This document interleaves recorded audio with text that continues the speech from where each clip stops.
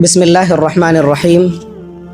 آج رات کی تراویح میں ہم نے ٹوٹل 1.25 پارے کی تلاوت کی، جو چھٹے پارے کی ابتدا اور شروعات سے شروع ہو کر 7ویں پارے کے ربوع یعنی پاؤں تک جا کر مکمل ہو جاتی ہے۔ تو یہ ٹوٹل 1.25 پارے کی تلاوت بنتی ہے۔ چھٹے پارے کی ابتدا ہوتی ہے، اس کی سب سے پہلی آیت ہے لا يحب اللہ الجہر بالسوء من القول الا من ظلم، کہ اللہ پاک بآواز بلند لاؤڈلی طور پر کوئی بھی بری بات اپنی زبان سے نکالنے کو بالکل بھی گوارا نہیں کرتا، بالکل بھی پسند نہیں کرتا کہ آپ اپنی پاکیزہ اور پیاری زبان سے کوئی بری بات، کوئی ایسی ویسی اناپ شناپ قسم کی بات خصوصاً بآواز بلند اپنی زبان پر لاؤ اور زور سے بولو۔ بری بات کا زبان پر لانا بہت ہی برا ہے، مثلاً کسی کو گالی دے دینا، کسی کی چغل خوری کر دینا، غیبت کر دینا، الزام تراشی کر دینا، دشنام ترازی کرنا، گالی گلوچ کرنا بالکل بھی پسند نہیں ہے۔ لیکن آگے ایک لفظ بول کر ایک چیز کو اس سے علیحدہ کر دیا، اس کا استثناء کر دیا کہ اس چیز کی گنجائش ہے اور پرمیشن ہے۔ وہ کیا ہے؟ الا من ظلم۔ ہاں، اگر کسی پر ظلم ہو رہا ہے، کوئی مظلوم ہے، کسی پر جبر کیا جا رہا ہے، تو وہ سامنے والے ظالم کی، ظلم پیشہ شخص کی برائی اپنی زبان سے کر سکتا ہے، اس کے بارے میں لوگوں کو آگاہ بھی کر سکتا ہے۔ تو وہ برا نہیں مان سکتا کہ تم میری غیبت کیوں کر رہے ہو، پیٹھ پیچھے لوگوں کے سامنے میری برائی کی بیان کر رہے ہو۔ تو اس سے کہا جائے گا کہ تیری برائی بیان کرنے کا، تجھے برا بھلا کہنے کا، تیری غیبت کرنے کا، لوگوں کے سامنے تیرے کچے چٹے کھول کر رکھ دینے کا ہم کو کسی اور نے نہیں بلکہ اللہ پاک نے قرآن مجید کے اندر پرمیشن اور اجازت دی ہے۔ الا من ظلم، کہ جس شخص پر ظلم کیا جا رہا ہو تو آپ اس کو برا بھلا بھی کہہ سکتے ہو کہ یہ مجھ پر ظلم کر رہا ہے، کہ اس کا ظلم سہیں گے نہیں۔ تیسرے انسان کے سامنے، ذمہ داروں کے سامنے، علاقے کے پنچ اور سرپنچ کے سامنے اس کی برائی بیان کریں گے کہ فلاں فلاں شخص کے ظلم سے ہم تنگ آ چکے ہیں، آپ کچھ کیجئے۔ تو یہ نہیں کہا جائے گا کہ آپ ظالم کے پیٹ پیچھے اس کی برائی بیان کر رہے، غیبت کر رہے، نہیں، اس کی تو برائی بیان کرنے کی اللہ تعالیٰ کی طرف سے اجازت دی گئی ہے کہ آپ یعنی مظلوم ظالم کے خلاف آواز اٹھائے۔ تو ظالم کی غیبت بھی جائز ہے، بلکہ اس کے لیے بد دعا تک کرنا جائز ہے، اس لیے کہ ٹھہرا وہ جو ظالم تو وہ اللہ تعالیٰ سے شرم نہیں کر رہا، حیا نہیں کر رہا، تو وہ بندوں سے کیا شرمائے گا؟ تو اس سے کہا جائے گا کہ جب تو اللہ تعالیٰ کی عزت، اس کے مقام، اس کے مرتبے کا، پاکیزہ کتاب کا کوئی پاس و لحاظ نہیں کر رہا، تو کیوں جو ہے ہم ظلم سہنے کے بعد تیری شخصیت کا لحاظ کرے؟ ایسا نہیں ہو سکتا۔ یہاں پر ایک بات تو یہ پتہ چلتی ہے کہ جس طرح ظلم کرنا برا ہے، اسی طرح ظالم کے ظلم کو سہنا، اس کو سہارنا بھی بہت بدترین ظلم ہے۔ وہ جو ظالم ظلم کر رہا ہے وہ تو ظالم ہے ہی ہے، وہ ظلم کر رہا ہے، لیکن ایک مظلوم ہے جو اس کے ظلم کو سہ رہا ہے۔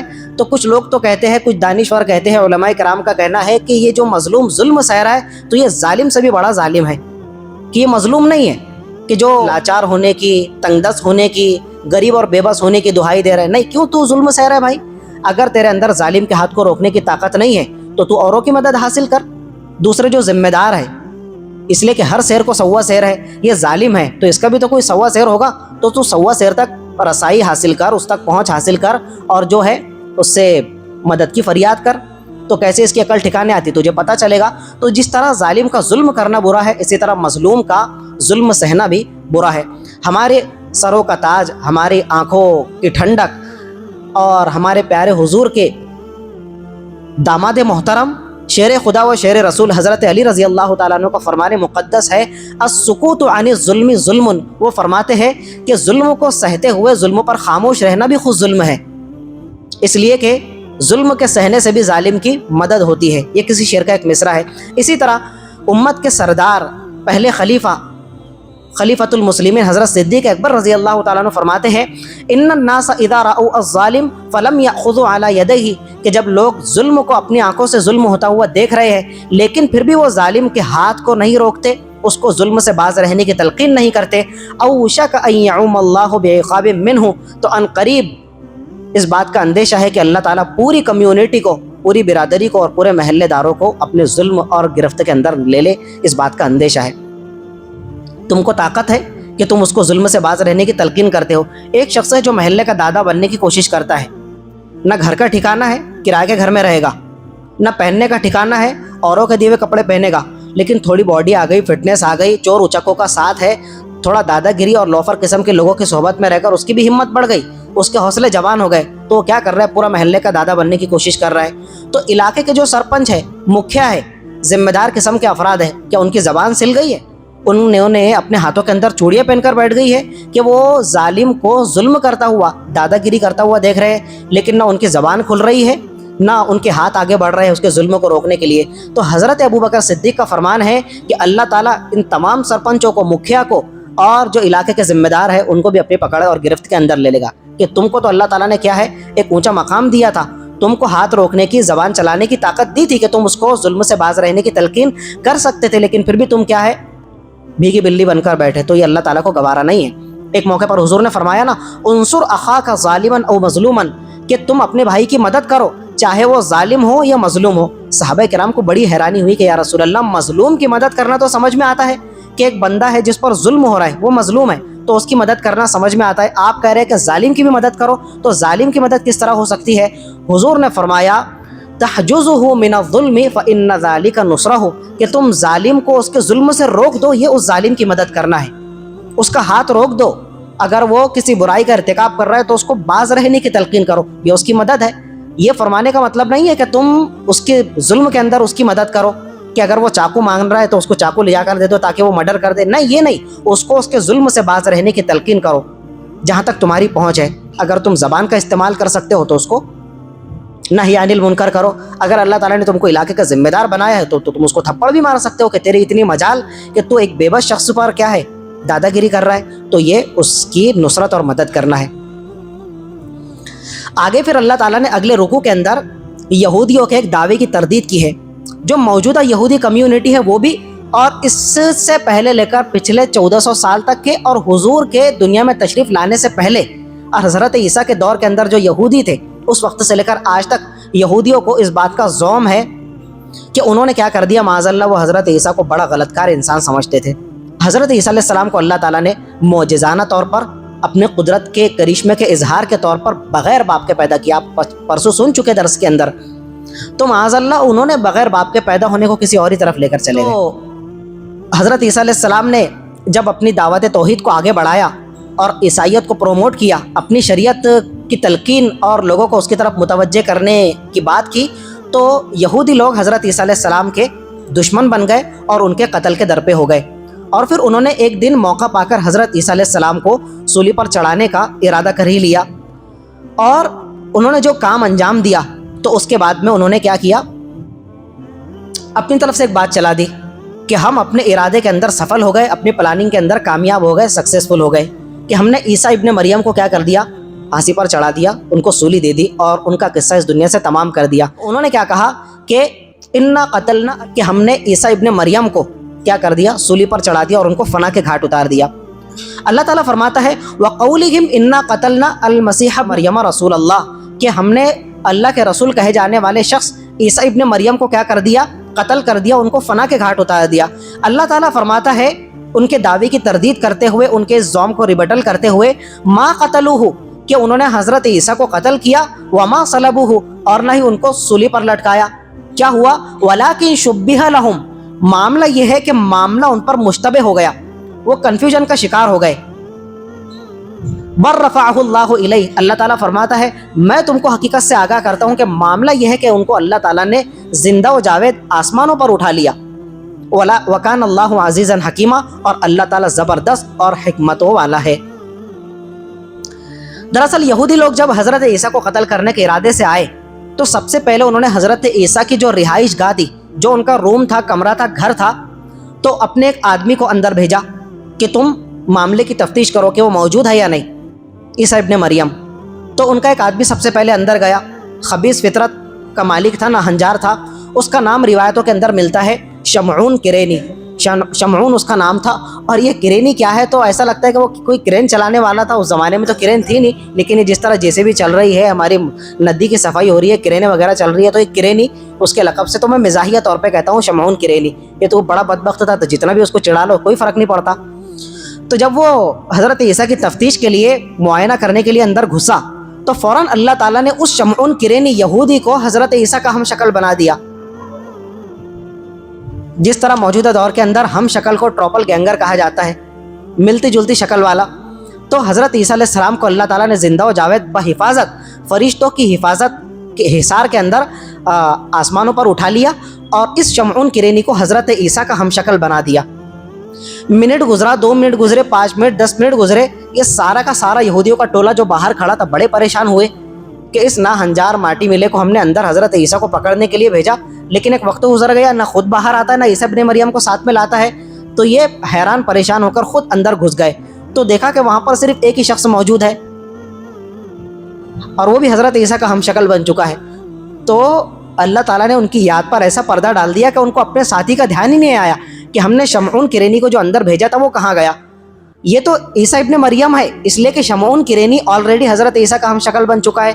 तो वो खुश फहमी में मुब्तला होकर कि हमको अपना टारगेट मिल चुका ईसा इब्ने मरियम, तो उन्होंने ईसा इब्ने मरियम को धर लिया। हालांकि धरा किसको? खुद अपने साथी को।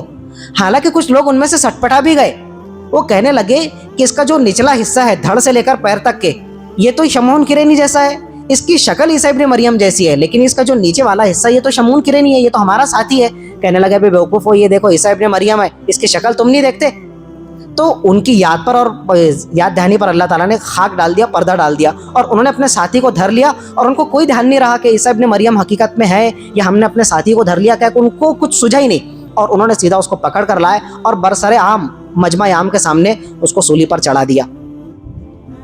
और उसी बेस पर उन्होंने ये कहना शुरू कर दिया, और आज तक उनका ये ख्याल है, और उनके इस ख्याल के अंदर मुब्तला होकर ईसाई लोग भी, आज भी क्रिश्चियन कम्युनिटी का ये कहना है कि ईसा इब्ने मरियम को, जो हमारे रसूल है ईसाइयों के, वो तो हज़रत ईसा को मानते हैं, लेकिन इस कदर बुरे और गलत अकीदे का वो शिकार हो गए यहूदियों के कहने में आकर कि वो भी मानते हैं कि हज़रत ईसा अलैहिस्सलाम को सूली पर चढ़ा दिया गया और ईसा अलैहिस्सलाम हमारे गुनाहों का कफ़ारा बनकर अल्लाह की बारगाह में पहुँच गए।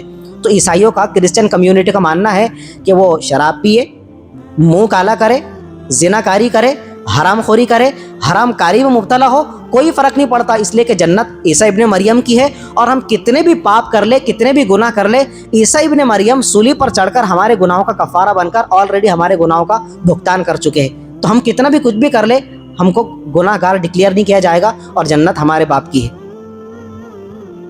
इतने बड़े फरेब में मुब्तला है आज के ईसाई भी।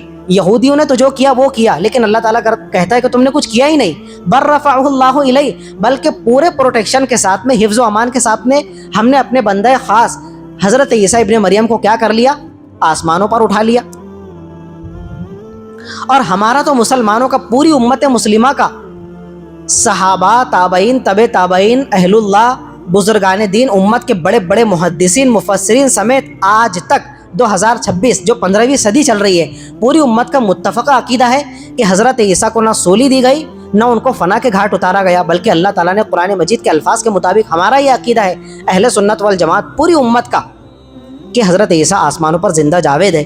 और हमारे हुज़ूर ने मेराज शरीफ के सफ़र में हज़रत ईसा से तीसरे चौथे आसमान पर मुलाकात भी की थी, और हमारा मुत्तफ़क़ अकीदा कि वो आसमानों पर ज़िंदा जावेद है।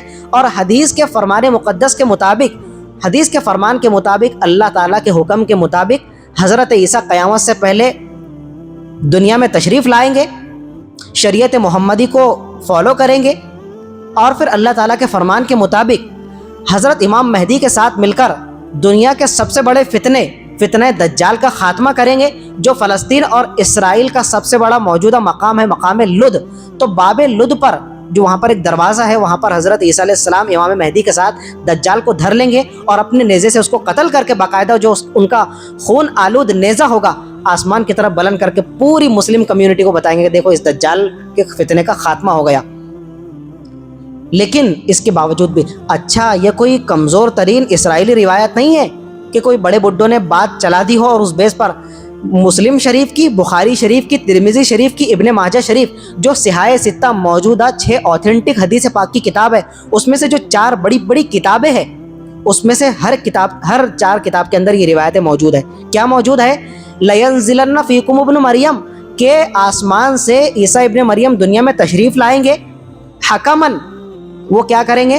पूरी उम्मत को गाइड करेंगे, इंसाफ के साथ में इमामत का फरीज़ा सर अंजाम देंगे। इमामत से मुराद नमाज की इमामत नहीं है, उम्मत को लीड करना है, पूरी उम्मत को गाइड करेंगे।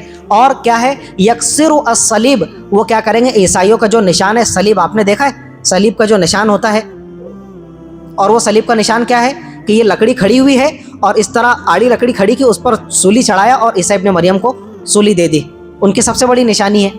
तो वो सलीब को हज़रत ईसा अलामाते فاسد کے طور پر توڑ کر پھینک دیں گے. یقتل الخنزیر, خنزیر کا خاتمہ کریں گے اور اس کے بعد میں دجال کو قتل کریں گے. تو یہ ساری روایتیں کہاں گئی؟ آج مسلمانوں کے اندر کچھ مسلمان ایسے ہیں کہ جو حضرت عیسیٰ کے زندہ و جاوید ہونے کے قائل ہے ہی نہیں. وہ کہتے ہیں کہ حضرت عیسیٰ علیہ السلام کو فنا کے گھاٹ اتار دیا گیا اور موت کے بعد اللہ تعالیٰ نے پھر ان کی جو ہے روح کو عالم ارواح کے اندر منتقل کر دیا. آج بھی کچھ مسلمان ایسے ہیں, ہم تو نہیں الحمدللہ, اور اللہ تعالیٰ کبھی اس فتنے میں اور اس عقیدے بد میں ہم کو مبتلا نہ کرے اور ہماری آل و اولاد کو, سلسلہ نسب کو بھی قیامت تک اس برے عقیدے سے محفوظ رکھے. پاکستان کے اندر بہت بڑا فتنہ ہے. جاوید احمد غامدی اس کا نام ہے. ایک تو جاوید اختر ملحد ہے جو 2 مہینے پہلے مفتی شمائل ندوی صاحب کا اس کے ساتھ میں اللہ تعالیٰ کے وجود پر مناظرہ ہوا, تو وہ تو جاوید اختر کسی کام کا ہی نہیں ہے, وہ تو ناستک ہے, دہریہ ہے, ملحد ہے. ایک ہے جاوید احمد غامدی, پاکستان کا سٹیایا ہوا پاگل بڈھا ہے. یہ اپنے آپ کو بڑا نام نہاد مذہبی اسکالر کہتا ہے, قرآن مجید کی تفسیر کرے گا, حدیث پاک کی تفسیر کرے گا, لکھے گا, اور اس نے باقاعدہ ایک ریسرچ سینٹر قائم کیا ہوا ہے المورید کے نام سے. آپ نے دیکھا بھی ہوگا, داڑھی نہیں, سر پر ٹوپی نہیں, اور اس طرح پینٹ شرٹ پہنتا ہے. کم از کم ایک انسان دھوکہ دینے کے لیے چہرے پر داڑھی تو سجائے کہ لوگ اس کے فریب میں آئے, سر پر ٹوپی تو پہننے کا اہتمام کرے, نہرو ڈریس پہننے کا اہتمام تو کرے تاکہ لوگ اس کی طرف متوجہ ہوں. نہ چہرے پر سنت رسول ہے, نہ کبھی آپ اس کے سر پر ٹوپی دیکھیں گے, اور باقاعدہ آپ کی طرح اس نے کیا ہے, پینٹ پہنا ہوا ہے اور شرٹ پہنا ہوا ہے, اور وہ ریسرچ اسکالر بنا ہوا ہے. آج سے نہیں تو کئی دہائیوں سے بنا ہوا ہے. اس کا عقیدہ ہے, وہ کہتا ہے کہ قرآن مجید کے الفاظ کے مطابق میں نہیں مانتا کہ حضرت عیسیٰ آسمانوں پر زندہ جاوید ہے اور آسمان سے دنیا میں تشریف لائیں گے قیامت سے پہلے. اس نے ساری حدیثوں کا انکار کر دیا, وہ حدیث کو مانتا ہی نہیں. اور اس کے اتنے بڑے بڑے بلنڈر ہیں, اتنے بڑے بڑے اس نے بلنڈر کیا ہوا ہے کہ وہ کہتا ہے کہ حضور کے پاک صلی اللہ علیہ وآلہ وسلم کی ٹوٹل سنتوں کی تعداد صرف 27 ہے. سینکڑوں ہزاروں سنتیں ہیں حضور کی. مسواک کرنا سنت ہے, چہرے پر داڑھی رکھنا سنت ہے, پاجامہ ٹخنوں سے اوپر پہننا سنت ہے, خوش اخلاقی سے پیش آنا سنت ہے. سنتیں بے حد و بے شمار ہے. اور وہ ناہنجار کیا کہتا ہے کہ حضور کے ٹوٹل سنتوں کی تعداد کتنی ہے؟ 27, صرف 27 ہے.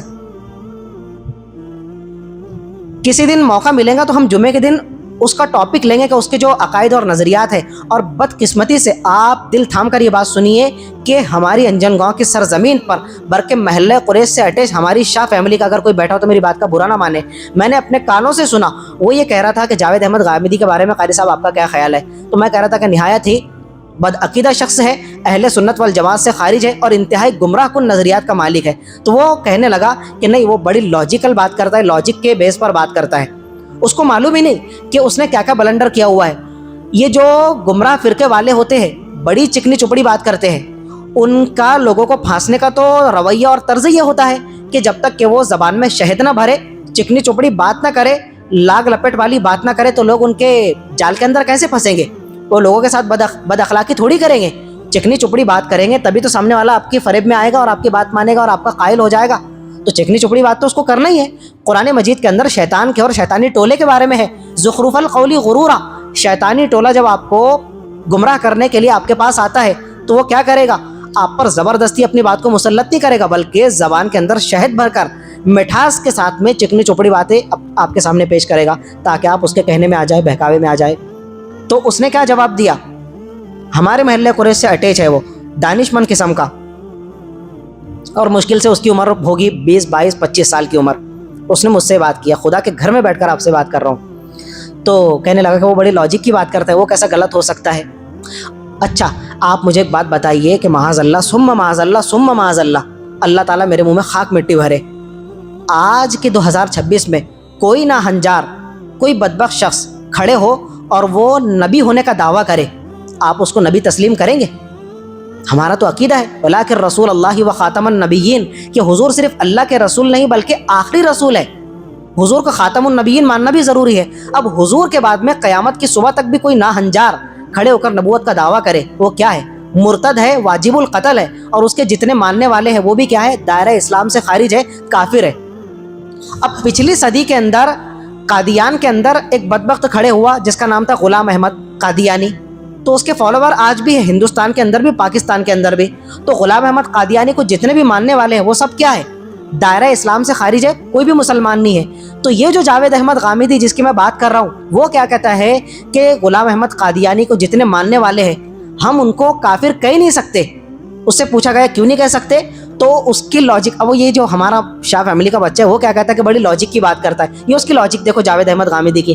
وہ کہتا ہے کہ جو شخص دنیا میں اپنے آپ کو خود کو مسلمان کہتا ہو تو مجھے اور آپ کو اس کو کافر کہنے کا کوئی حق نہیں ہے. یہ اس کی لاجک آپ دیکھ رہے ہیں. یعنی ایک شخص جو جھوٹی نبوت کے دعوے دار کو اپنا نبی مانتا ہو، اور آپ کیا کہہ رہے ہیں کہ اس کے جتنے ماننے والے ہیں، فار ایگزامپل معاذ اللہ ثم معاذ اللہ، تھوڑی دیر کے لیے ہم فرض کر لو کہ میں اور آپ کسی جھوٹے نبی کو ماننے والے ہیں، اور ہم کیا کہہ رہے ہیں کہ ہم مسلمان بھی ہیں. جتنے بھی اس کے فالوور غلام احمد قادیانی کو اپنے آپ کو کافر تھوڑی کہتے ہیں، وہ اپنے آپ کو مسلمان کہتے ہیں کہ بھائی ہم نماز بھی پڑھتے ہیں، قرآن مجید کو بھی مانتے ہیں، تمام نبیوں کو مانتے ہیں، حضور کو بھی مانتے ہیں، لیکن حضور کو آخری نبی نہیں مانتے بلکہ غلام احمد قادیانی کو بھی اپنا نبی مانتے ہیں. تو اس بیس پر تو وہ کافر ہو گئے. لیکن ان میں سے نام ایک ہے بشیر، ایک کا نام ہے یاسر، ایک کا نام ہے عمران، ایک کا نام ہے، آپ کے جو نام ہوں گے آپ سمجھ لو کہ سب وہ مسلمانوں کے نام ہیں ان کے. تو وہ اپنے آپ کو کافر نہیں کہتے بلکہ مسلمان کہتے ہیں. تو ان کے مسلمان کہنے سے اب کوئی کچھ فرق تھوڑی پڑتا. بھائی تم تو اپنے آپ کو مسلمان کہہ رہے ہو، لیکن مسلمان ہونے کی جو بنیادی شرط ہے کلمہ توحید کے اقرار کے بعد میں وہ حضور کو نبی ماننا ہے اور آخری نبی ماننا ہے. تو صرف نام مسلمان رکھ لینے سے کچھ نہیں ہوتا. تو یہ جاوید احمد غامدی کا فلسفہ کیا ہے کہ جو شخص اپنے آپ کو مسلمان کہتا ہو تو مجھے اور آپ کو کوئی حق نہیں ہے کہ ہم اس کو کافر کہیں. تو یعنی وہ غلام احمد قادیانی کے فالوور اس کے دم چھلوں کو کافر ماننے کے واسطے تیار نہیں ہے، تو وہ خود مسلمان باقی رہا، وہ تو کافر ڈکلیئر ہو گیا. تو اس کے کتنے بلنڈر، اس کی ایک پوری فہرست ہے. ہمارے علماء نے پوری اس کے خلاف کتابیں لکھی ہے جاوید احمد غامدی کی. تو اس کا ایک عقیدہ یہ بھی ہے، وہ کہتا ہے کہ حضرت عیسیٰ علیہ السلام دنیا کے اندر زندہ جاوید نہیں ہے، نہ آسمانوں پر زندہ ہے، اور نہ وہ قیامت سے پہلے دنیا کے اندر تشریف لائیں گے، بلکہ وہ اپنی موت آپ مر کر دنیا سے رخصت ہو گئے اور عالم ارواح کے اندر ان کی روح ہے. تو کتنا فاسد عقیدہ ہے اس کا. تو اس طرح کے فتنوں سے آگاہ کرنا بھی آپ کو ضروری ہے، اور موقع رہا انشاءاللہ تو ہم ٹاپک وار اس پر جو ہے نا بیان کریں گے. اس کے بعد سورۃ المائدہ کا آغاز ہوتا ہے. مائدہ کا معنی ہوتا ہے عربی زبان میں دسترخوان. دسترخوان جو ہم بچھاتے ہیں کھانے کے لیے، اس کو عربی زبان میں کیا کہا جاتا ہے؟ مائدۃ، مائدہ. تو اس سورت کے اندر کسی دسترخوان کا تذکرہ ہے کیا؟ جی ہاں، اس سورت کے بالکل آخر میں اور اینڈنگ میں ایک دستر کا تذکرہ ملے گا جو بالکل یونیک قسم کا دستر ہوگا. اس کو بھی آپ آگے سنیں گے. تو اس کے پہلے رکوع کے اندر اللہ تعالیٰ نے 9 چیزوں کی حرمت کا بیان فرمایا ہے.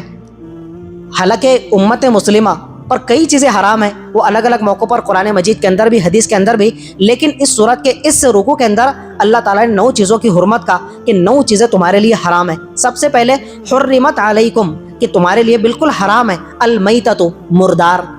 مردار آپ اور ہم کھا سکتے ہیں. کھاٹی کونے بکریاں سامنے باندھی ہوئی ہے، ان کو چھوڑو، ہمارے قریشی محلے کے اندر کتنی گائے اور بیل بندھی ہوئی ہے ابھی. اگر ان میں سے کوئی گائے اور بیل اپنی موت آپ مر جائے، وہ ہے مردار، آپ اس کو کھا سکتے ہیں؟ افطار پارٹی کے اندر اس کی افطار پارٹی دے سکتے ہیں؟ نہیں. تو جتنے بھی حلال جانور ہیں، حرامی کی تو بات ہی نہیں ہو رہی، حلال جانور جو اپنی موت آپ مر گئے وہ ہے مردار. تو مردار کی ذات سے فائدہ اٹھانا، اس کی کسی بھی چیز کو استعمال کرنا، گوشت کو استعمال کرنا جائز نہیں ہے. سب سے پہلی چیز جو حرام ہے. دوسری ہے الدم، بہتا ہوا خون. جو جانور کا خون بہ رہا ہے، آپ نے اس کو ذبح کر دیا، اس کے گلی پر چھری چلا دی، اب اس سے جو بہنے والا خون ہے آپ اس کو کسی بھی طرح سے اپنے استعمال میں نہیں لا سکتے، نہ دوا کے طور پر، نہ ہی اس کو پی سکتے ہیں، نہ کسی اور طور پر اس کو استعمال کر سکتے ہیں بہتے ہوئے خون کو. اسی طرح یہ جو غلط طریقے سے جانوروں کو ذبح کرتے ہیں کھٹکا مار کر، تو اس کا پورا فاسد خون تو بہہ کر باہر نکلتا ہی نہیں ہے. اس لیے علماء کرام فرماتے ہیں کہ کھٹ کے ذریعے سے، اسی طرح سلاٹر ہاؤس پر جو اس کو جو ہے کرنٹ کے ذریعے سے اپنے جانوروں کو کیا کر دیا جاتا ہے، موت کے گھاٹ اتار دیا جاتا ہے، تو اس کا پورا فاسد بہتا ہوا خون تو باہر نکلا ہی نہیں، پورا فاسد اور گندا خون اندر ہی رہ گیا رگوں کے اندر. تو وہ گوشت کھانا کیا ہے؟ حرام ہے، ناجائز ہے. اس کو باقاعدہ شرعی طریقے سے ذبح کرنا، حلال کرنا ضروری ہے. اور بہتا ہوا خون یہ کیا ہے؟ حرام ہے. اب آپ کہیں گے کہ بہتا ہوا خون کیا ہے؟ تو یہ قرآن مجید کی دوسری آیت ہے دمم مسفوحہ، بہتا ہوا خون ہی حرام ہے. باقی جو گوشت پر خون کے ذرات باقی رہ جاتے ہیں، دھونے کے باوجود بھی اگر آپ کی ڈلی پر، آپ کی بوٹی پر آپ نے خون کا قطرہ پایا اور آپ کراہت کے ساتھ میں اس بوٹی کو پھینک رہے ہیں، تو نہیں، آپ سے یہ کہا جائے گا کہ یہ خون آپ کے لیے حرام نہیں ہے. اگر اتنا خون گوشت کے کسی حصے پر لگ کر آپ کے جسم میں اندر چلا گیا، حلق سے نیچے اتر گیا، تو وہ آپ کے لیے حرام نہیں ہے، ناجائز نہیں ہے. اس خون کا آپ کے جسم کے اندر چلے جانا اتنی مقدار کے اندر کیا ہے؟ معاف ہے. حرام کیا ہے؟ بہتا ہوا خون. اگر وہ کپڑوں پر لگ گیا، بدن پر لگ گیا، وہ ناجائز ہے، حرام ہے، اس خون کا دھو کر پاک صاف کرنا ضروری ہے۔ باقی بوٹی پر معمولی سا گوشت لگا ہوا ہے، پورا خون بہ کر نکل گیا لیکن اتنا گوشت باقی رہ گیا، تو آپ اس کو کھا سکتے ہیں کیا؟ کھانا تو نہیں چاہیے لیکن اگر چلا گیا تو وہ حرام نہیں ہے، ٹھیک ہے؟ یہ دوسری چیز تھی۔ تیسری چیز ہے لحم الخنزیر، خنزیر کا گوشت۔ خنزیر اللہ تعالیٰ کی اتنی عجیب و غریب مخلوق ہے کہ اس کی جو باڈی ہے، اس کی جو شبیہ ہے، اس کی جو جسامت ہے، اس کے چہرے کو دیکھ کر ہی کراہت کا احساس ہوتا ہے۔ خنزیر سامنے آ جائے تو کتا، بلی نالی میں بھرا ہوا بھی ہو تو ہم کو اتنی گھن نہیں آتی جتنا خنزیر کو دیکھ کر گھن آتی ہے۔ اس کا چہرہ اور اس کی جسامت اس طرح سے ہے۔ اب کتنے عقل سے پیدل لوگ ہیں کہ جو خنزیر کو ذبح کر کے، اس کو کاٹ کر کے اس کا گوشت کھاتے ہے کہ نہیں؟ اس طرح کے آج بھی لوگ، میں نے سنا کہ اپنے یہاں پر پیر کے بازار میں بھی خنزیر کا گوشت بکتا ہے۔ تو یہ ہم چین جاپان کی بات ہی مت کرو جب اپنے یہاں پر اس طرح کا معاملہ ہو رہا ہے۔ لحم الخنزیر، تو خنزیر کا گوشت حرام ہے، بلکہ علماء کرام فرماتے خنزیر کا گوشت نہیں، اس کا پورا وجود ہی حرام ہے، وہ نجیس العین ہے۔ کیا مطلب؟ کہ آپ دیکھتے ہیں کہ ہمارے یہاں پر گوڈاؤن کے اندر چمڑے جمع کیے جاتے ہیں، تو کیا پتہ چلا کہ گائے کے اور بیل کے چمڑے سے فائدہ اٹھانا جائز ہے، اس کے بالوں سے فائدہ اٹھانا جائز ہے، اس کی کھال اور اسکن سے فائدہ اٹھانا جائز ہے، لیکن خنزیر، نہ خنزیر کے آپ بالوں سے فائدہ اٹھا سکتے ہیں، نہ اس کی اسکن اور کھال سے فائدہ اٹھا سکتے ہیں، نہ اس کے خون سے، اور نہ ہی اس کے کسی انچ اور ذرے سے فائدہ اٹھا سکتے ہیں۔ وہ پورا کا پورا نجیس العین ہے، اس کا پورا وجود ہی کیا ہے؟ ناپاک اور حرام ہے۔ تو کسی چیز سے آپ جو ہے اس کی خنزیر کی فائدہ نہیں اٹھا سکتے۔ چوتھی چیز جو حرام کی گئی ہے، اہل بہ لغیر اللہ، غیر اللہ کے نام پر ذبح کیا گیا جانور، چاہے مسلمان غیر اللہ کے نام پر ذبح کرے۔ شیخ عبد القادر جیلانی کا تقرب حاصل کرنے کے لیے، KGN خواجہ غریب نواز کا تقرب حاصل کرنے کے لیے جانور ذبح کیا کہ خواجہ جی ہم سے خوش ہوں گے، حضرت پیران پیر ہم سے خوش ہوں گے؟ نہیں میرے بھائی، پیران پیر آپ سے خوش ہوں گے؟ وہ تو خود اللہ کے تقرب حاصل کرنا چاہتے تھے، وہ خود اللہ کے پیارے بننا چاہتے تھے، آپ کیوں ان کا پیارا بننا چاہتے ہو؟ آپ اللہ کے پیارے بنو گے تو اللہ تعالیٰ خود آپ کو شیخ عبد القادر جیلانی کے پیاروں کی اور اپنے پیارے بندوں کی فہرست میں اور لسٹ میں شامل کر دے گا۔ تو یہ ہے غیر اللہ کے نام پر ذبح کرنا مسلمانوں کی بات۔ جو غیر جو ہے کھٹکے سے اپنے دیوی دیوتاؤں کے نام پر ذبح کرتے ہیں، یا کوئی مسلمان بھی غیر اللہ کے نام پر یا بغیر بسم اللہ کے جانور ذبح کرتا ہے تو وہ مردار جانور کہلائے گا اور غیر اللہ کے نام پر ذبح شدہ مانا جائے گا۔ اس سے ہم کو فائدہ اٹھانا اور اس کے گوشت کو یوز کرنا، استعمال کرنا جائز نہیں ہے۔ وما اہل بہ لغیر اللہ، تو غیر اللہ کے نام پر ذبح کیا گیا جانور بھی حرام ہے۔ پانچواں جو جانور حرام ہے وہ ہے المنخنقۃ، گلا گھٹ کر مرا ہوا۔ چاہے آپ نے غصے میں آ کر آپ کی بکری، آپ کی گائے، آپ کی بھینس آپ کو بڑی پریشان کر رہی ہے، تو کوئی ظالم قسم کے لوگ ہوتے ہیں، اتنا غصے میں آیا کہ لوگ مثال دیتے ہیں نا کچھ لوگوں کے غصے کی، کہ ایک طرف انگار رکھو اور ایک طرف میرے ابا کا غصہ رکھو، میرے ابا کے غصے کے سامنے دہکتی ہوئی آگ بھی نہیں ٹک سکتی، اتنا غصہ ہے کہ انہوں نے، گائے نے ان کو پریشان کیا تو انہوں نے جو اس کے گلے کے اندر پھندا بنا ہوا تھا اس کے ذریعے سے اس کا گلا گھوٹ کر مار دیا۔ اتنے بڑے ظالم ہے تیرے ابا، تو غصے والا گائے کو بول رہا ظالم بول، بہت ہی بڑے ظالم ہے بے، کہ اللہ کے ایک نازک مکی مخلوق کو بیچارے کو تھوڑا سا اس نے تکلیف دی تو گلا گھٹ کر ہی مار دیا۔ تو اب آپ کو خیال ہوا کہ ابا نے تو غصے میں آ کر گلا گھٹ کر بھینس کو موت کے گھاٹ اتار دیا، بکری کو گلا گھٹ کر مار دیا، تو اب اس بکری کے گوشت کو کھانا، اس گائے کے گوشت سے فائدہ اٹھانا جائز ہے؟ نہیں ہے۔ المنخنقۃ، گلا گھٹ کر مرا ہوا جانور، ایک تو آپ کے ابا نے اس کو مارا، ٹھیک ہے، کبھی کبھار یہ ہوتا ہے کہ بکری کے گلے میں رسی کیا ہو جاتی ہے، پھنس جاتی ہے، اب وہ بیچاری تڑپی رات بھر اس نے چلائی، لیکن آپ گھوڑے بیچ کر سوئے تھے، کولر کے اندر آپ کو آواز ہی نہیں آئی بکری کے چلانے کی، اور وہ گلا گھٹ کر رسی کے پھندے سے مر گئی۔ صبح اٹھ کر دیکھے فجر کی نماز کے بعد میں تو وہ گلا گھٹنے کی وجہ سے مر چکی تھی۔ اب آپ کے ذہن میں آ رہا کہ یار چلو اتنی قیمتی بکری تھی، اپن نے 7,000 روپے کی خریدے تھے، کم از کم اس کی پارٹی کر لیتے، دوستوں کو بلا لیتے۔ نہیں، آپ پارٹی نہیں کر سکتے، اس کی ایک بوٹی سے بھی فائدہ اٹھانا ناجائز و حرام ہے۔ المنخنقۃ، گلا گھٹنے سے خود مر جائے یا کوئی گلا گھٹ کر مار دے وہ بھی حرام ہے۔ چھٹا جو جانور حرام ہے وہ ہے الموقوذۃ، جو پتھر کی یا لاٹھی کی ضرب سے مر جائے۔ آپ نے پتھر پھینک کر مارا بکری کو اور وہی 2 منٹ کے اندر تڑپ کر وہ ٹانگیں گھس کر مر گئی، تو پتھر کی ضرب سے مری۔ لاٹھی جو ماری غصے کے اندر وہ مر گئی۔ ایک تو میں نے اپنے ہیور کھیڑ جو میری ننیال ہے وہاں سنا کہ بڑا غصیلا شخص تھا، دودھ دھو رہا تھا، دودھ دھوتے دھوتے بکری نے کیا کر دیا، اپنے بھینس نے تھوڑا سا پیر ہلا دیا، تو وہ جو دودھ دھونے سے لیے پہلے وہ جو تیل استعمال کرتے ہیں، تو تیل جو 2 بوند کا اس کا گرا، اتنا غصہ آیا کہ بھری ہوئی بالٹی سے اس نے دودھ پھینکا اور بالٹی سے جو اس کے مستک پر دے کر مارا، تو بیچاری وہیں پر کیا ہے اس کی تکلیف اور چوٹ کو سہار نہیں سکی اور اتنی بڑی تلدھار بھینس بھی کیا ہے दम तोड़ने पर मजबूर हो गई, ये मर गई। तो ये जो चोट लगने से, किसी चीज़ की ज़र्ब की वजह से आपकी भैंस, बकरी, गाय मर गई, इसका गोश्त भी आपके लिए क्या है? हराम है। आप इससे फ़ायदा नहीं उठा सकते। हाँ, वो तड़प रही है। इसी तरह ये जो पिछला जानवर अल-मुनखनिक़तु, गला घोट रहा, अब आपको थोड़ी देर के लिए रहम आ गया कि चला गला घोटने से ये मर जाएगा। इसी तरह ये जो जानवर है अल-मौक़ूज़तु, क्या है? पत्थर या लाठी की ज़रब से अब वो टांगे घिस रही है। उसके मरने से पहले, दम तोड़ने से पहले, सांस उखड़ने से पहले आपने उसको हलाल तरीके से बिस्मिल्लाह कहकर ज़बह कर दिया, उसका खून बह गया, तो अब आपके लिए उससे फ़ायदा उठाना जायज़ है। उसके फितरी मौत मरने से पहले अगर आपने उसको ज़बह कर दिया तो जायज़ है। बाकी वो अपनी मौत आप मर गई तो फिर अब उससे आपको फ़ायदा उठाना बिल्कुल भी जायज़ नहीं है। एक है अल-मुतरद्दियतु, जो बुलंदी से नीचे गिरकर मर जाए। एक जानवर ऊंचाई पर चढ़ा, पैर उसका फिसला और वो नीचे गिरकर मर गया। कुछ जानवर होते हैं उनको कुआं नजर नहीं आता, नाबीना जानवर होते हैं, कितने जानवर होते हैं जो कुएं के अंदर गिर गए। दिन गुजरा, 12 बज गए, पूरा दिन गुजर गया। अब आपने किसी शख्स को उतारा कि भाई जानवर को निकाल, काम में आ जाएगा, लेकिन आपने देखा जानवर तो पड़ा हुआ है लेकिन क्या है, उसका सांस उखड़ चुकी है। अब वो जो ऊपर से नीचे गिरकर मरने वाला जानवर है उसको कहा जाता है अल-मुतरद्दियतु।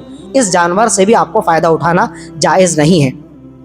पिछले दिनों एक वीडियो वायरल हुआ था कि वो किसी ज़रूरत के तहत या ज़बह करने के लिए क्रेन के ज़रिए जानवर को ऊपर चढ़ा रहे थे, बिल्डिंग पर, ऊपर छत पर।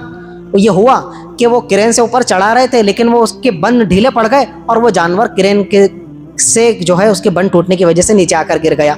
थोड़ी देर वो रहा और उसके बाद में उसको किसी नाजुक जगह पर चोट लगी होगी तो क्या हो गया, मर गया। तो ये जो ऊपर से बुलंदी से नीचे गिरकर मरने वाला जानवर है, ये अगर अपनी मौत आप मर जाता है तो इससे भी हमको फ़ायदा उठाना जायज़ नहीं है। अगर ये अपने मरने से पहले आपने इसको हलाल तरीके से ज़बह कर लिया तो उससे फ़ायदा उठाना जायज़ है। इसी तरह अन-नतीहतु, 7वीं चीज़ है वो जानवर कि जिसको किसी दूसरे जानवर ने सींग से मारकर क्या कर दिया हो, हलाक कर दिया हो। एक जानवर दूसरे जानवर पर अटैक करता है, हमला करता है सींग के ज़रिए से। अगर वो उसके सींग से हमले का शिकार होकर मर गया तो अगर वो नेचुरली तौर पर उसकी डेथ हो गई, मर गया, तो उससे आप फ़ायदा नहीं उठा सकते। उसके मरने से पहले आपने उसको हलाल तरीके से ज़बह कर दिया तो फिर ऑप्शन बाकी है कि आप उससे फ़ायदा उठा सकते हैं। 8वां है वमा अकल सबउ, जिसको कोई दरिंदा फाड़ डाले और उसकी मौत वाक़ हो जाए। मुर्गी आपकी चर रही है, उसका मुर्गा, उसका शोहर भी दाने चुग रहा है, मियाँ बीवी दोनों फिर रहे थे, मुर्गा और मुर्गी। कुत्ता आया, बिल्ली आई, बड़ी भूखी थी, उसने हमला कर दिया। अब आपने क्या कर दिया, हड़ हड़ हड़ हड़, और कुत्ता भाग गया, लेकिन उसकी जो उसने मुंडी दबोच लिया था वो दहशत की वजह से क्या है, 2 मिनट के अंदर मरने वाली है बेचारी। अगर आपने उसके मरने से पहले हलाल तरीके से मुर्गी को ज़बह कर लिया, उसके शोहर मुर्गे साहब को ज़बह कर लिया, तो उससे आपको फ़ायदा उठाना जायज़ है, पार्टी देना जायज़ है, ठीक है। लेकिन वो दरिंदे के हमला करने की वजह से, दहशत की वजह से मर गया तो अब ये मुर्दार कहलाएगा, उससे आपको फ़ायदा उठाना जायज़ नहीं है। और आखिरी और 9वीं जो चीज़ है वो है ज़ुबिहा अलन नुसूबी, ये जो भेंट चढ़ाते हैं गैर मुस्लिम लोग, जो हम कहते हैं मुहावरा के तौर पर बली का बकरा, तो बली के तौर पर ये जो जानवर चढ़ाए जाते हैं ये भी सीधा सीधा क्या है जी, गैरुल्लाह के नाम पर भी है। तो स्थानों पर भेंट चढ़ाया हुआ जानवर भी क्या है, हराम है। तो ये 9 चीज़ों की हुर्मत का इस सूरह माइदा के पहले रुकू के अंदर अल्लाह ताला ने बयान फरमाया है। तो ये 9 चीज़ें भी क्या है, टोटली हराम है। उनमें से 4 तो जो शुरू किए वो बिल्कुल ही हराम है। उसके बाद की जो चीज़ें हैं, अगर उनके मरने से पहले, नेचुरली डेथ होने से पहले अगर आपने उनको ज़बह कर लिया तो जायज़ है, और अगर वो अपनी मौत आप मर रहे तो फिर वो आपके लिए जायज़ नहीं है। उसके बाद में अल्लाह ताला ने चंद रुकुआत के बाद में हाबिल और काबिल की दास्तान जिक्र फरमाई कि किस तरह हज़रत आदम अलैहिस्सलाम के बेटे काबिल ने हसद और जलन की वजह से अपने मासूम भाई हाबिल को फना के घाट उतार दिया और कत्ल कर दिया। तो अल्लाह ताला हमारे हुजूर से ऑर्डर इशू फरमाते हुए बयान फरमाते हैं, वतलु अलैहिम नबअ अबनी आदम बिल हक़। ए मेरे प्यारे महबूब सल्लल्लाहु अलैहि वसल्लम, आप उम्मत मुस्लिमा के सामने हज़रत आदम के दोनों बेटों का तज़किरा पढ़कर सुनाइए, तिलावत कीजिए। इज़ क़र्रबा क़ुरबानन, कि जब उन दोनों बेटों ने अल्लाह की बारगाह में क़ुरबानी पेश की, फ़तुक़ुब्बिला मिन अहदिहिमा, तो अल्लाह ताला ने एक की क़ुरबानी तो कबूल फरमाई, वलम युतक़ब्बल मिनल आखर, लेकिन नीयत की खोट की वजह से दूसरे बेटे की क़ुरबानी को रिजेक्ट कर दिया, रद्द कर दिया, मुस्तरद कर दिया और उसकी क़ुरबानी कबूल नहीं हुई।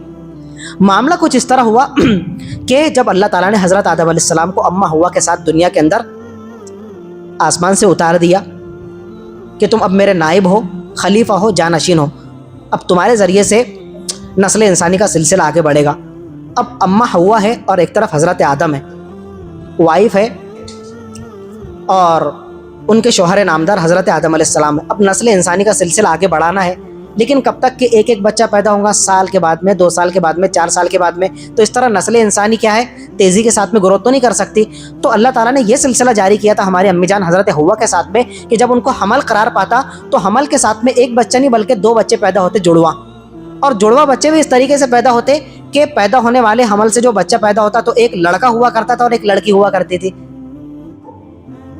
اور اللہ تعالیٰ نے ان کی شریعت کے اندر یہ قانون لاگو کر دیا تھا کہ اس حمل سے فار ایگزامپل 2026 کے اندر جو حمل قرار پایا اور اس کے ذریعے سے جو اولاد وجود میں آئیں گی تو ایک بیٹا ہوگا اور ایک بیٹی ہوگی. تو یہ بیٹا اس بیٹی کے لیے حرام ہے اور یہ لڑکی اس لڑکے کے لیے حرام ہے، یعنی ان دونوں کا نکاح نہیں ہو سکتا. اب اگلے حمل سے 2027 کے اندر جو حمل قرار پائے گا اور اس کے نتیجے کے اندر جو اولاد وجود میں آئے گی وہ بھی ایک لڑکا ہوگا اور ایک لڑکی.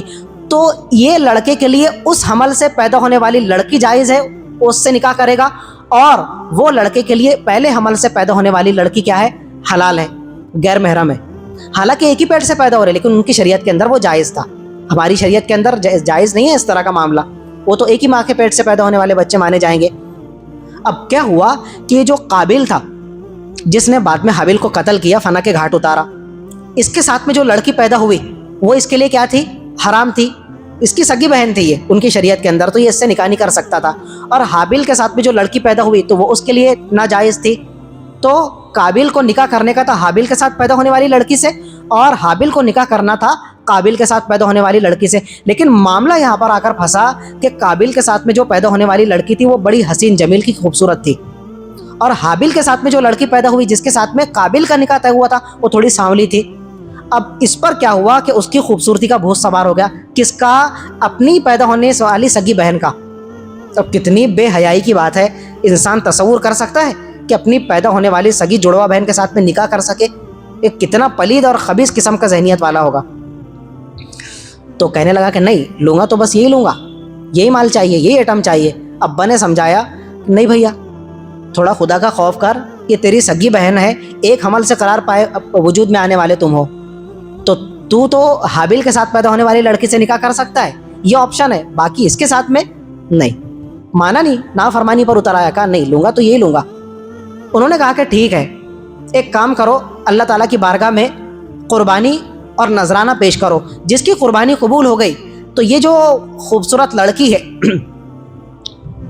جس کا نام تھا اقلیمہ، یہ حدیث میں نہیں ہے، قرآن میں نہیں ہے، تو بعد میں مجھ سے پوچھنا مت کہ کون سی کتاب کے اندر ہے، یہ اسرائیلی روایتوں کے اندر ملتا ہے. کعبہ حضرت آدم، لاکھوں کروڑوں سال کا فاصلہ، اور آپ 2026 میں بیٹھ کر مجھ سے پوچھیں گے کہ یار کہاں یہ نام ہے اور ہم رکھ سکتے کیا، تو میں ہاتھ کھڑے کر دوں گا کہ نہیں بھیا، یہ کتابوں کے اندر نام ملتے ہیں، باقی کنفرم تو تمہارے پردادا کا نام نہیں بتا سکتے. میرے سے نام پوچھ رہے حضرت آدم کی بیٹی کا، تو بڑی بہن کا نام کیا تھا، اقلیمہ، جو ان کے ساتھ میں پیدا ہوئی تھی قابل کے ساتھ میں، اور حابیل کے ساتھ میں جو لڑکی پیدا ہوئی تھی جو چھوٹی تھی اس کا نام تھا لیوزا، لام یا واو زال اور الف. تو کہا کہ نہیں میں اس کے ساتھ میں نکاح کروں گا. ابا نے کیا کہا کہ تم کو قربانی پیش کرنا پڑے گا، اور جس کی قربانی اللہ تعالیٰ کی بارگاہ میں قابل قبول ہوئی تو وہ اقلیمہ کے ساتھ میں نکاح کرے گا. کہا کہ ٹھیک ہے. اب اس کی نیت کے اندر تو تھا کھوٹ. اب حابیل جو تھا تو وہ چرواہا تھا، اس کے پاس میں مویشی تھے، جانور تھے، ان کو چرایا کرتا تھا، دودھ ان سے حاصل کرتا، دودھ بیچتا اور پھر کیا کرتا، اس سے پیٹ پوجن کیا کرتا تھا. اور یہ جو تھا قابل بدبخت، وہ تھا کاشتکار، شیتکری. اس نے کیا کیا کہ اپنے مویشی لایا اور ایک مویشی کو ذبح کر کے حابیل نے جو نیک بخت تھا اور ایک پہاڑی پر لے جا کر رکھ دیا. اس نے بھی یہ جو کاشتکار تھا اپنا پیک سمیٹا، اور پیک میں سے بھی پورا کا پورا پیک سمیٹنے کی بجائے اس میں بھی ڈنڈی مارا اور تھوڑا معمولی کلو آدھا کلو کا پیک لے کر اس کو اس کے بھائی کے قربانی کے بازو میں لے جا کر رکھ دیا، چندی کپڑے میں باندھ کر. آسمان سے آگ آئی اور اس نے حابیل کی قربانی کو جلا کر خاکستر کر دیا، جو نیک بخت بھائی تھا چھوٹے والا. اب یہ آسمان سے آگ آنا اور اس کی قربانی کو کھا لینا اور جلا کر رکھ دینا، یہ تھا قبولیت کی علامت کہ تمہاری قربانی اللہ تعالیٰ کی بارگاہ میں قبول ہے. تو اس کی قربانی اللہ کی بارگاہ میں قبول ہو گئی، آگ آئی اور اس کی قربانی کو لے کر چلی گئی، تو یہ قبولیت کی علامت تھی. اس کی جو پیک اور فصل تھی، اس نے جو کچھ بھی رکھا ہوگا کلو آدھا کلو کا، وہ دھرا کا دھرا رہ گیا. حضرت آدم نے کہا کہ بیٹا دیکھ تیری نیت کے اندر کھوٹ تھی، تو نافرمانی پر اتر آیا تھا، تو دیکھ ابھی بھی توبہ کر لے. تو کہا کہ نہیں اب تو کیا ہے، اور زیادہ وہ نافرمانی پر اتر آیا اور غصے کے مارے, جھنجھلاہٹ کے مارے اس نے صرف نافرمانی کا ارتکاب نہیں کیا. باپ نبی ہے, ایک تو باپ کی نافرمانی, اس کے بعد میں باپ نبی ہے ایک اور رتبہ, ان کی نافرمانی, اور اس سے آگے بڑھ کر اللہ تعالیٰ کی نافرمانی کہ اپنی سگی بہن سے نکاح کر رہا ہے. تو چوری اور سینہ زوری. اس کے بعد میں آ کر جھنجھلاہٹ میں آ کر اس نے اپنے چھوٹے بھائی معصوم بھائی کو مرڈر کی دھمکی دے دیا. کہنے لگا لَأَقْتُلَنَّكَ, یہ قرآن مجید کے الفاظ ہے, میں تیرا مرڈر کر کے رہوں گا, تجھے اب میں چھوڑ نہیں سکتا. اس نے کہا کہ ٹھیک ہے, اگر تو میرا مرڈر کرنا چاہتا ہے کر دے, مَا أَنَا بِبَاسِطٍ يَدِيَ لِأَقْتُلَكَ, میں قتل کے لیے اپنا ہاتھ خنجر لے کر تیرے طرف نہیں بڑھاؤں گا مرڈر کے ارادے سے, تجھے مرڈر کرنا ہے کر دے. انی اخاف اللہ رب العالمین, مجھے خوف الہی دامن گیر ہے, میرا پالن ہے, پورے جہاں کا پالن ہار ہے, وہ مجھے نہیں چھوڑے گا اگر میں مرڈر کے لیے ہاتھ بڑھاؤں گا. تو تجھے مرڈر کرنا ہے, قتل کر دے. کھوٹ میں مبتلا تو ہے. اور پھر یہ ہوا کہ شیطان نے اس کو پٹی پڑھائی, اس کے نفس نے اس کو پٹی پڑھائی. فقتلہ فاصبح من الخاسرین, آخرکار اس نے اپنے بھائی کو قتل کر دیا, اس کا مرڈر کر دیا, اس کو فنا کے گھاٹ اتار دیا. کانوں کان کسی کو خبر نہیں کہ کیا معاملہ ہوا. اب اپنے بھائی کی لاش کو ٹھکانے کہاں لگائے؟ تو یہ دنیا کی پہلی لاش تھی اور پہلا مرڈر تھا, تو لاش کو کس طرح سے ڈم کرے, کہاں ٹھکانے لگائے, لوگوں کی نظر سے چھپائے, اس کو سوچ نہیں رہا تھا. فبعث اللہ غرابا, یہ بھی قرآن مجید کی داستان ہے. اسی ڈسکشن میں اس رکوع کے اندر اللہ تعالیٰ نے ایک کوے کو بھیجا. فبعث اللہ غرابا یبحث فی الارض, اور وہ کوے کو بھیج کر کوے نے اس کو سجھایا اور دکھایا. کوا کیا کر رہا تھا؟ کوے نے زمین کریدنے لگا, زمین کھودنے لگا, اور بعد میں اس نے ایک دوسرے مردار اور مرے ہوئے اپنے بھائی کوے کو لایا اور اس کی لاش کو اس طرح سے دفن کیا, اور بعد میں اس کے اوپر مٹی ڈال دیا. آپ نے دیکھا وہ میرے بھائی, زیادہ حیران ہونے کی ضرورت نہیں ہے. آپ بلی پالتے, بلی کو دیکھتے ہیں کہ بلی جب پیشاب پخانہ کرتی ہے وہ زمین کریدتی ہے, پھر اس کے بعد میں کیا کرتی ہے, اپنے پخانے کو اور گندگی کو ڈھانپ دیتی ہے. ہوتا کیا نہیں اس طرح؟ آپ نے کئی جانور دیکھے, اور آج کل تو اس طرح کے سوشل میڈیا کے زمانے میں یہ بات کسی سے ڈھکی چھپی نہیں ہے. تو اللہ تعالیٰ نے اس کی عقل پر کوڑے برسانے کے لیے کہ دیکھ تو کتنا گیا گزرا ہے, وہ آیا اور اس نے زمین کریدا اور اپنے مردار بھائی کوے کو, اس کی لاش کو وہاں پر دفن کیا. وہ کہنے لگا یا ویلتا اعجزت ان اکون مثل هذا الغراب, وہ ماتم کرتے رہ گیا, سر پیٹتے رہ گیا کہ میں تو اس کوے سے بھی زیادہ گیا گزرا ہوں.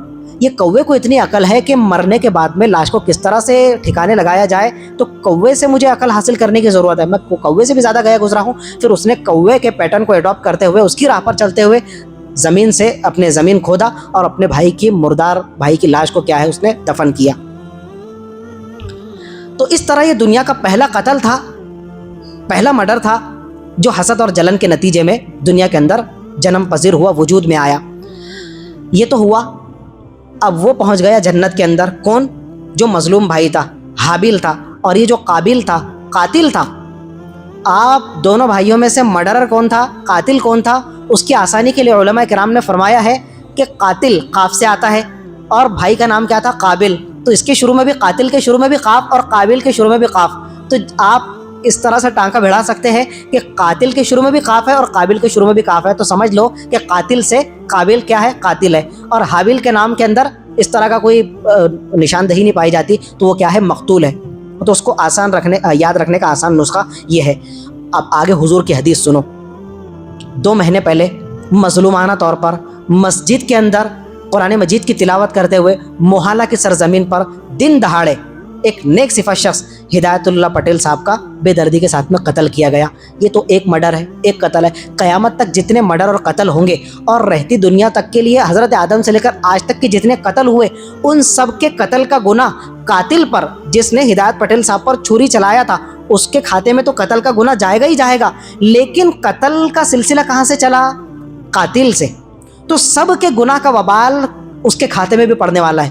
کتنے مرڈر ہوئے دنیا کے اندر, روزانہ کتنے قتل ہوتے ہیں, اور قیامت تک کتنے قتل ہوں گے. تو قاتل تو گنہگار ہوگا ہی ہوگا, اور ان سب کے قتل کا گناہ کس کے کھاتے میں بھی جائے گا؟ قاتل کے. حضور فرماتے ہیں لا تقتل نفس ظلما الا کان علی ابن آدم الاول کفل من دمیہا, کہ دنیا کے اندر جب بھی ظلم کے طور پر قتل ہوگا, مرڈر ہوگا, تو حضرت آدم کے پہلے بیٹے قاتل قابل کے گناہ کے کھاتے کے اندر اس کا گناہ کا وبال جائے گا. لأنہ کان اول من سن القتل, اس لیے کہ سب سے پہلے قتل کی بنیاد اور نیو کس نے رکھا جی؟ قابل نے رکھا. اس کے بعد میں سب سے آخری رکوع کے اندر پھر آپ کو ملے گا مائدہ. سورہ مائدہ ہے نا, اس سورت کا نام. مائدہ کے معنی کیا بتایا تھا شروع کے اندر؟ دسترخوان. تو یہ دسترخوان کس طرح کا دسترخوان ہے؟ افطار میں آپ بیٹھتے ہیں تو وہ دسترخوان کا تذکرہ تو نہیں ہے. اس کے اوپر چنے کی پلیٹ ہوتی ہے, کھجور ہوتے ہیں, کیا خربوز ہوتے ہیں, دستر کے اوپر خربوز ہوتے ہیں اور چنے پکوڑے ہوتے ہیں. وہ دستر نہیں ہے, یہ ایک یونیک اور انوکھے قسم کا دستر ہے. حضرت عیسیٰ علیہ السلام, ان کے حواریین, ہمارے نبی کے ساتھ میں جو ان کی صحبت اختیار کرنے والے لوگ تھے, ان پر ایمان لانے والے, ان کو کیا کہا جاتا ہے؟ صحابی. اس کی جمع آتی ہے اصحاب رسول, ہے نا. حضرت عیسیٰ علیہ السلام اور پہلے نبیوں کے جو خصوصاً حضرت عیسیٰ کے جو لوگ تھے, ان کو ماننے والے, ان کے فالوور, ان کو صحابی نہیں کہا جاتا. ان کو قرآن کی زبان میں کیا کہا جاتا ہے؟ حواری.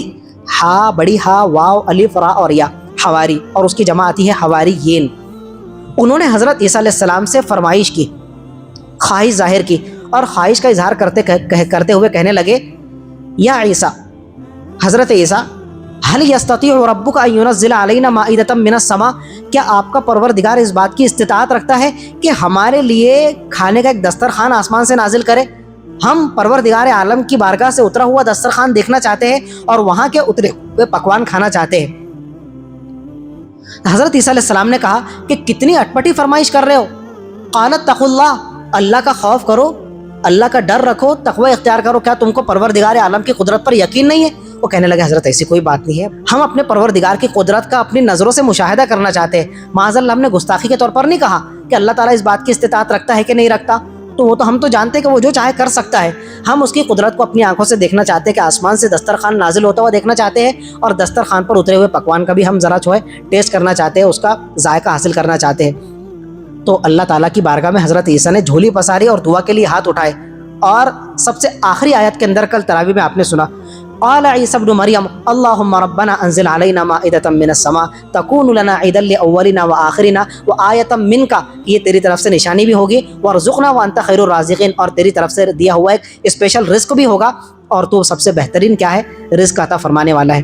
اللہ تعالیٰ نے ان کی دعا تو قبول کیا, اور جواب ملا کہ میں تمہاری دعا قبول کر رہا ہوں. فمن یکفر بعد منکم فانی اعذبہ عذابا لا اعذبہ احدا من العالمین, کہ ایسا تمہاری دعا کی بدولت آسمان دسترخوان بھی اترے گا, کھانے کے لیے پکوان بھی اتریں گے, تم بھی کھانا اور تمہارے سارے حواریین بھی کھانا, لیکن ایک شرط ہے کہ میری نافرمانی کا ارتکاب نہیں چلے گا. میری نافرمانی تم سب کو باز رہنا پڑے گا, تمہارے سارے حواریین کو. اور نافرمانی کا مطلب کیا ہے؟ کوئی اور گناہ نہیں ہے. نافرمانی کا مطلب یہ تھا کہ یہ جو دسترخوان ابھی اترے گا, اس میں سے جتنا کھا سکتے ہو, ایک لقمہ, 10 لقمے, آدھا پیٹ بھر کر, شکم سیر ہو کر, یا ایک اکیلا انسان 10 لوگوں کا بھی کھا لے, ابھی کھا لے, چلے گا. ذرہ برابر بھی اسٹاک کرنے کی اجازت نہیں ہے. رتی برابر بھی اپنے جیب کے اندر کیری بیگ میں ڈال کر, پنی میں لے جا کر پارسل لے جانے کی ضرورت نہیں ہے. اجازت نہیں ہے, پرمیشن نہیں تھی. یہ تھی اللہ تعالیٰ کی نافرمانی اور کفر کا ارتکاب. فمن یکفر بنکم, اگر اس کے بعد, میرے اس حکم نامے کے بعد بھی تم میں سے کسی نے اسٹاک کیا, ذخیرہ اندوزی کیا, تو یہ اتنی گھناؤنی ترین اور سنگین ترین جرم کا ارتکاب مانا جائے گا کہ میں ایسی سزا سے دوچار کروں گا اور اتنی گھناؤنی سزا دوں گا. اتنے سخت الفاظ ہیں یہاں پر کہ اس سے زیادہ سخت الفاظ قرآن مجید میں نے کہیں نہیں دیکھا. ممکن ہے کہیں پر ہو, عذابا لا اعذبہ احدا من العالمین, کہ آج تک دنیا جہاں والوں میں سے میں نے اتنی سخت سزا کسی کو نہیں دیا ہوگا. اللہ تعالیٰ کا فرمان حضرت عیسیٰ نے ان کے حواریین کے سامنے سنا دیا. اللہ تعالیٰ کی طرف سے دسترخوان نازل ہونے والا ہے, پکوان اتریں گے, جتنا کھانا ہو موقع پر بیٹھ کر کھا لینا بھائی. ایک نہیں 10 لوگوں کا کھا لینا, لیکن رتی برابر بھی, ذرہ برابر بھی, ایک ذرہ بھی تم کو اپنی جیب میں ڈال کر اسٹاک کرنے کی اور ذخیرہ اندوزی کرنے کی اجازت نہیں ہے. انہوں نے کھایا اور چوری چھپے, جس طرح ہم شادیوں کے اندر جاتے ہیں کیری بیگ لے کر, خواتین جاتی ہے, چھوٹا بچہ لے جائے, ایک کے ساتھ میں 2 فری, اتنے کی اجازت ہے, اور لے کر کیا آ گئے؟ کھانا پارسل لے کر. انہوں نے یہی کیا, نافرمانی کا ارتکاب کیا. پتہ نہیں اب جیب میں بھرے, اس زمانے میں کیری بیگ تھی یا پنی تھی, کیا تھی, اور اس کے بعد میں پھر اللہ تعالیٰ نے ان کو اتنی دردناک سزا دیا جس سے روکا گیا تھا اسی کا انہوں نے ارتکاب کیا. اور پھر ان کو ایسی بھیانک سزا دی گئی کہ روایتوں کے اندر آتا ہے کہ اس قوم کے جتنے بھی جوان افراد تھے سب کو اللہ تعالیٰ نے بندر بنا دیا, اور اس قوم کے جتنے بھی بوڑھے اور کھوسٹ بڈھے لوگ تھے ان سب کو اللہ تعالیٰ نے معاذ اللہ ثم معاذ اللہ خنزیر بنا کر رکھ دیا. کتنی خطرناک سزا ہے.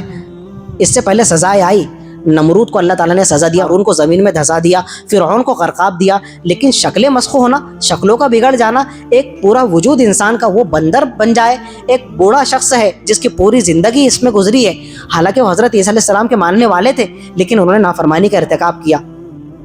وہ اللہ تعالیٰ کی نظر کے اندر بڑا جرم تھا کہ نہیں اس کی تم کو اجازت نہیں ہے، یہ تو اللہ تعالیٰ کی کھلی نافرمانی ہے۔ سارے جوان کیا بندر بن گئے اور پورے بوڑھے کیا ہو گئے، سب کے سب خنزیر کی شکل میں تبدیل ہو گئے، معاذ اللہ ثم معاذ اللہ۔ اب ہمارے یہاں پر کچھ لوگوں کا ڈھکوسلا چلتا ہے۔ ایک تو تھا ڈاروین کا نظریہ، جو نظریہ ارتقاء ہے، وہ کہتا ہے کہ انسان شروع کے اندر کیا تھا، بندر تھا، بندر سے پھر وہ گروتھ کرتے کرتے کرتے کرتے تو پھر موجودہ انسانی شکل کے اندر اور انسانی شیپ کے اندر آ گیا۔ اس کو ایوولوشن کہا جاتا ہے، نظریہ ارتقاء۔ یہ جو ڈاروین گزرا ہے 100 150 200 سال پہلے، تو اس کی تھیوری اس پر ٹکی ہوئی تھی، تو یہ تو بالکل باطل نظریہ ہے۔ اس کے علاوہ اس سے ہٹ کر ہمارے یہاں پر یہ نظریہ پایا جاتا ہے کہ جو بندر ہمارے ماڑیوں پر، بلڈنگوں پر اور گھروں کے اندر آتے ہیں، تو لوگ کیا کہتے ہیں کہ یہ جو اللہ تعالیٰ نے پچھلی قوموں میں سے کسی قوم کو عذاب دیا تھا، کچھ لوگوں کو سزا کے طور پر بندر بنا دیا تھا، تو یہ بندر ان کی نسل سے چلے آ رہے ہیں۔ حالانکہ یہ چیز کا کوئی تک ہی نہیں بنتا۔ خنزیر شروع سے ہے، طوطا شروع سے ہے، کوا شروع سے ہے، انسان شروع سے ہے۔ اللہ تعالیٰ نے جو 18,000 مخلوق پیدا کیا، ان میں سے ایک اسپیشیز، ایک مخلوق کیا ہے، بندر بھی ہے۔ ارے بھائی وہ جو بندر بن گئے تھے سزا کے طور پر، روایتوں میں یہ بھی ہے، علماء کرام نے تفسیر میں باقاعدہ طور پر یہ لکھا ہے کہ بعد میں ان خنزیر اور بندر جو سزا کے طور پر بن گئے تھے، ان کی نسل آگے نہیں چلی، ان کی نسل ان کے ساتھ ہی ختم ہو گئی تھی، بس وہ ختم ہو گئے اور وہ دفن ہو گئے۔ سمجھ میں آ گیا؟ اتنی واضح اور کلیئرٹی کے بعد میں بھی لوگ کیا کہتے ہیں، ہمارے یہاں پر اس طرح کی بات ہوتی ہے اس سماج سوسائٹی میں کہ یہ جو بندر آتے ہیں تو یہ کیا ہے، یہ ان کی نسل سے۔ ایسا کوئی نہیں ہے، یہ بندر اللہ کی مخلوق ہے جو ہزاروں سال سے چلی آ رہی ہے اور قیامت تک چلتی رہیں گی، تو یہ بندر بھی ایک اللہ کی مخلوق ہے، اور ان کا ان عذاب شدہ نسل کے ساتھ میں، اس قوم کے ساتھ میں کوئی تعلق نہیں ہے۔ ٹھیک ہے، سبحان اللہ و بحمدہ، سبحانک اللہم و بحمدک، اشہد ان لا الہ الا انت، استغفرک۔